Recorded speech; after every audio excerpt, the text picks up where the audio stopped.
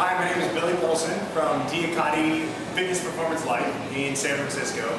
So this is number 4 in a 4-part series about functional leg movements and incorporating those movements into your own workout programs. So far we've talked about the squat, we've talked about the lunge, and today I want to talk about the bend or the deadlift.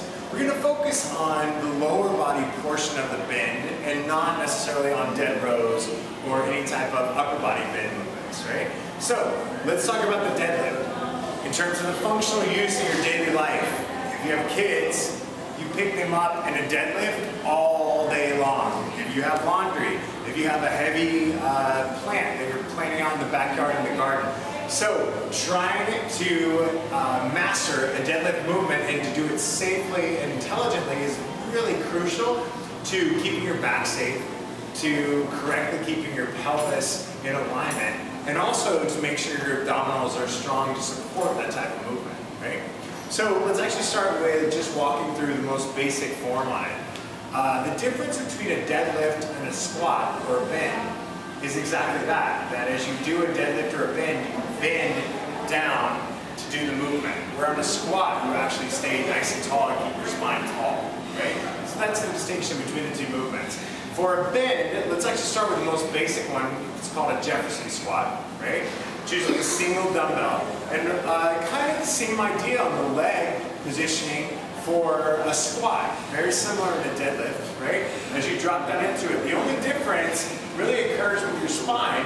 You're keeping a neutral spine, but you're bending over. So as you're in a position, you still have your correct spine curve, but you're bending in a lower position, actually putting more intense muscle work along your stabilization of your spine and especially along your shoulder blades, having to really work hard to keep your shoulder blades stable and back. As you reach down to get the dumbbell, most people will want to round in their shoulders and often tuck their butt. The key to correctly doing the form is keeping your hips back, lifting up through the lower abs and stabilizing your spine, and then squeezing your shoulder blades back as well. Keep your neck in line with your spine, and then nice and easy pull up with it. Okay? So easy down.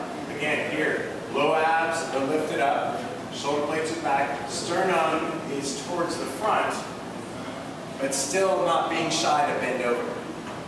Cool. So, best thing I recommend, try that without any weight first. Then you can slowly add in a dumbbell. Once that becomes easy, you can start adding in a barbell.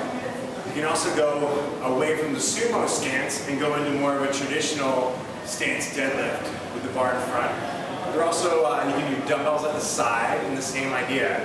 So as you start to progress it, as those become easy, you can even go to one-sided deadlifts. So using a single dumbbell and supporting on one side to give your opposite side more core work to have to stabilize against the bending of it. So try to incorporate a bend into your movements. Again, as I've said in the lunge and the squat video, if you're having any pain, especially SI joint pain in your hips or in your low back, or any knee or joint issues, I definitely recommend working with a trainer to have them assess you or a physical therapist to try and figure out what the problem is so then you can successfully move back into your movements in your program.